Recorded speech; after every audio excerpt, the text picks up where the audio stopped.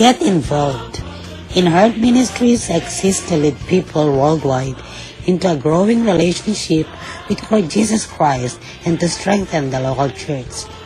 As part of our mission, we want to come alongside you with unique resources.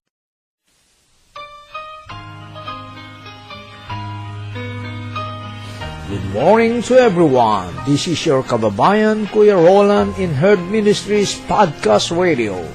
Wishing all the best that you are in good health condition. Those who are here in America and around the world, free from sufferings and enjoying your life, living in a perfect world from God. Maligayang pakikinig sa inyong lahat, maging saan man panig ng mundo kayo naroroon. Ang paggabay nawa ng Diyos ay palaging sumainyo.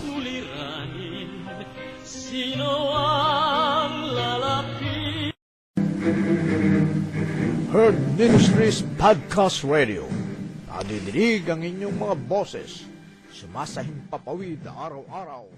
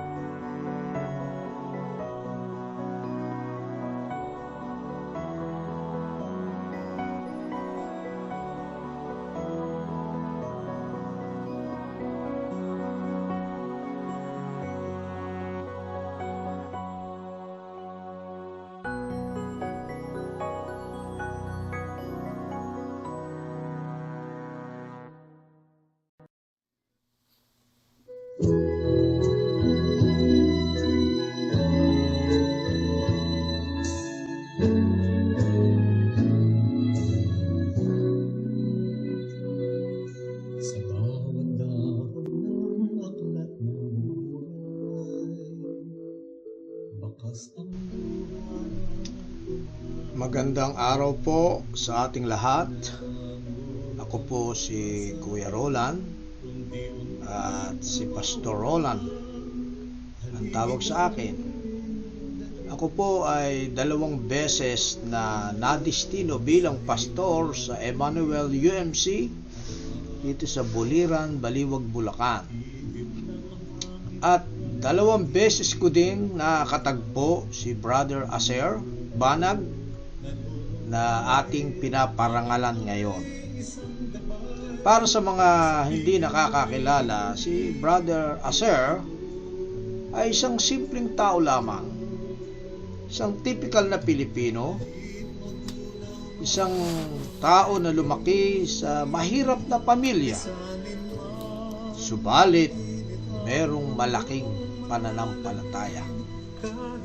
Kaya't ikinote ko ang sabi dito ni Pablo sa Philippians, "For me to live is Christ, and to die is gain."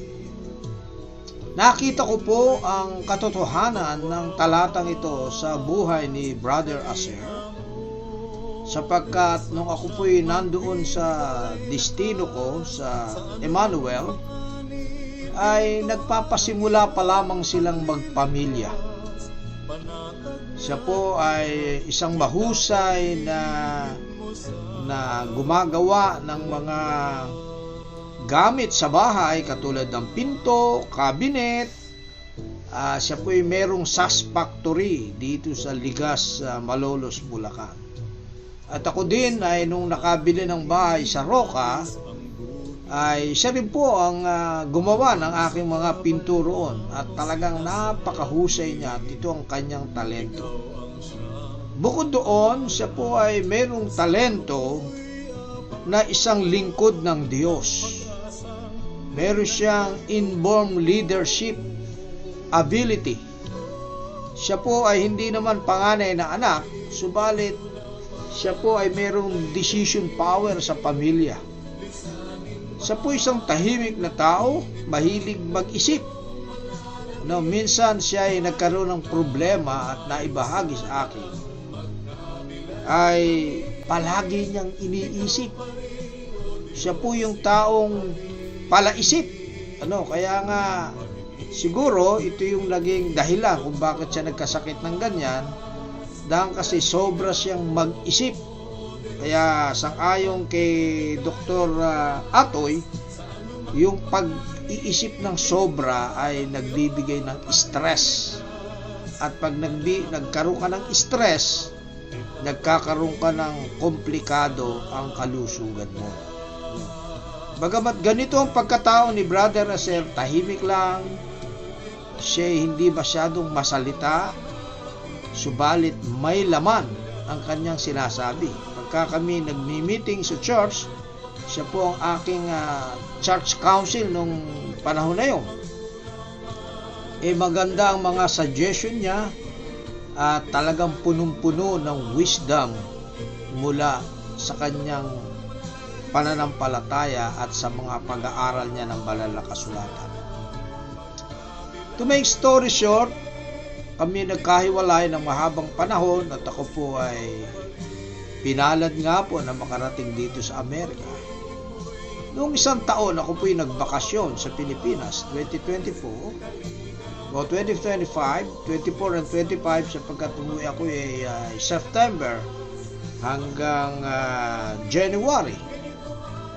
Ay huli kaming nagkasama dito sa Balagtas Church, sa Methodist Church, at siya'y tumutulong dito sa Mission Church nito. Bagamat itong Balagtas ay matagal ng church, subalit dumating ang pagsubok sa church, maraming mga member ang nag-alisan, namatay, kaya't ang church ay umunti ang mga membro.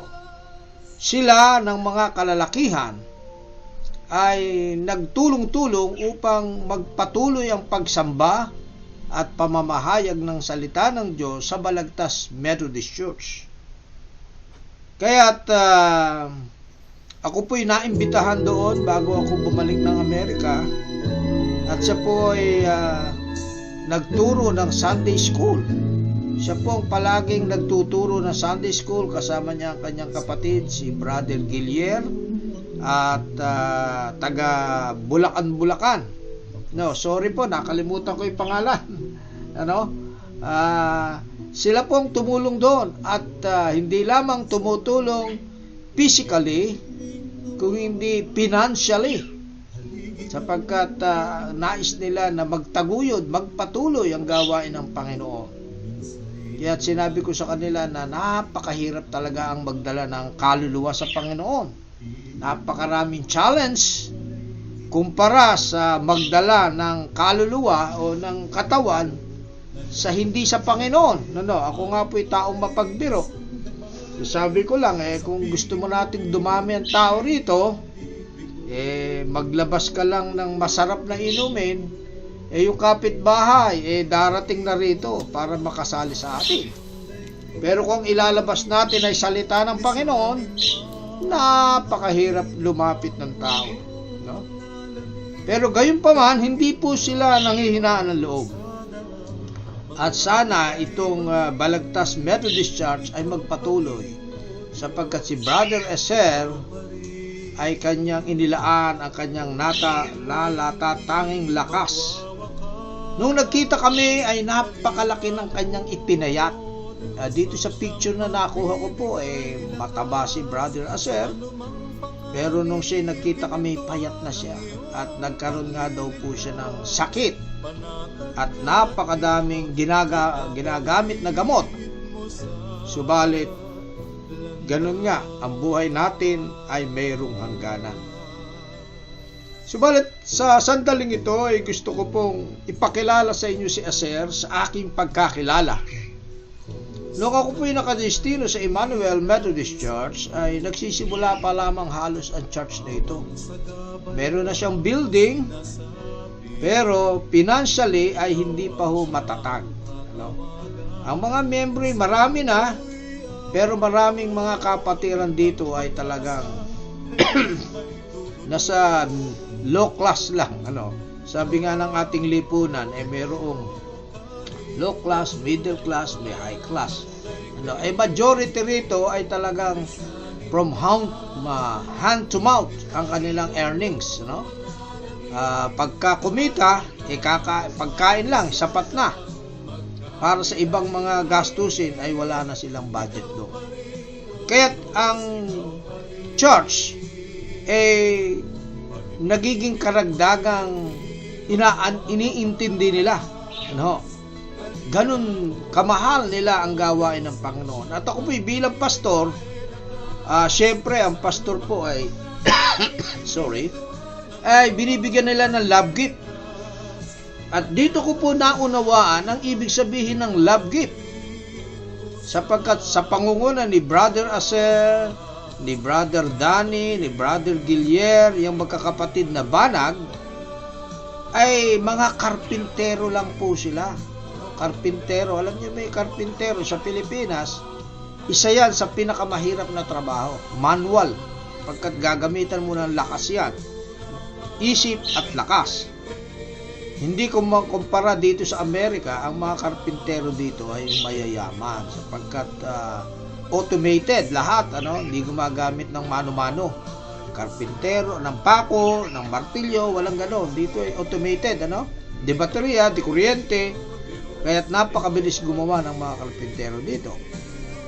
At sila po ay pagkalinggo, naaalala ko at natanim sa puso ko yung ginagawa ng mga magkakapatid na ito sa pangunguna ni Brother Aser.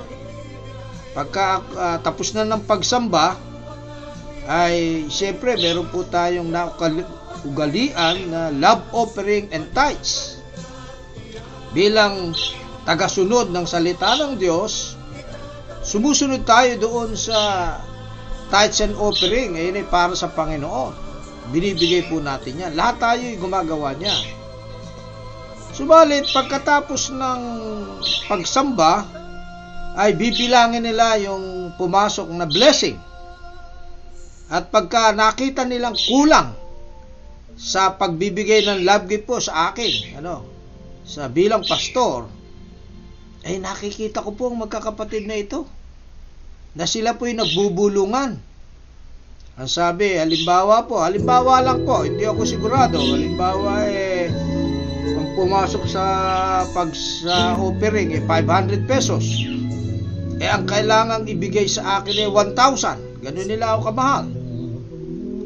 Ang gagawin ay nakitang-kita ko po mga kapatid na sila po yung nagbubulungan at sinasabing kulang pa ang ating ibibigay kay pastor. Kaya sila po ay dumudukot personally, bukod sa offering, bukod sa tithes, ay nagdadagdag po sila, kasama yung kanilang bayaw na si Beyo. Mga karpintero po lahat yan Kaya ina-advertise ko kayong mga taga-Pilipinas, kung kayo magpapagawa ng bahay, dito po kayo tumawag sa Emmanuel UMC sapagkat napakadami po nilang iyan ang hanap buhay. At ngayon ay meron na silang architect at may engineer na anak.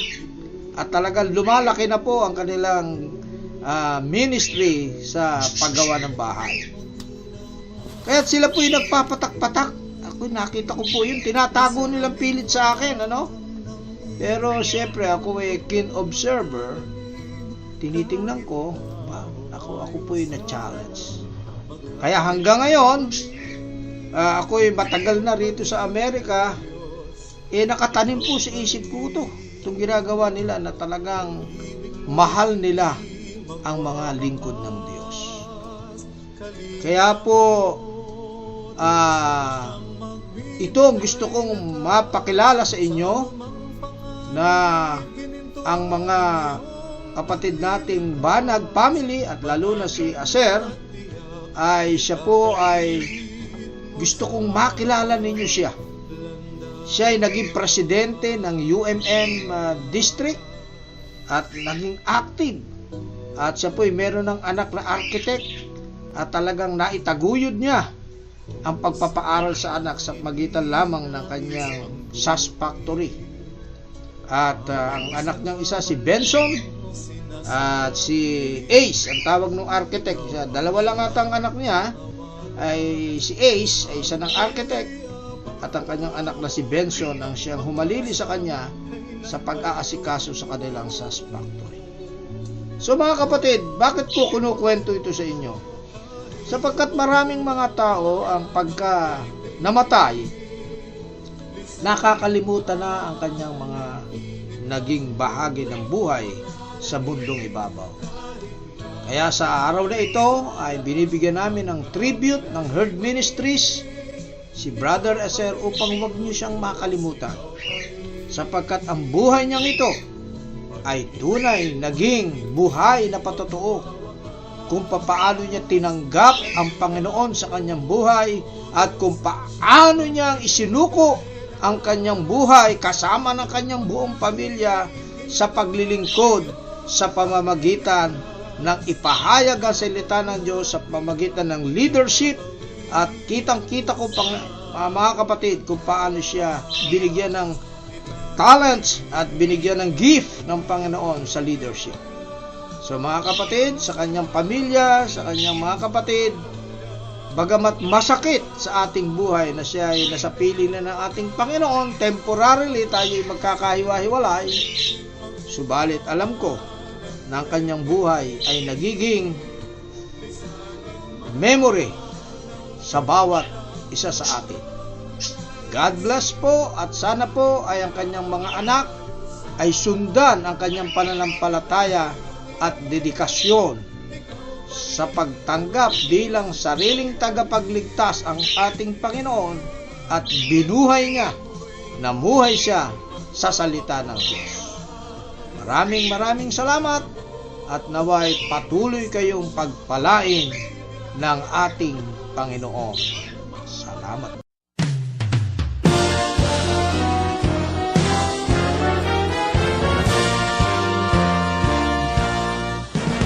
Get involved. In Heart Ministries exists to lead people worldwide into a growing relationship with Lord Jesus Christ.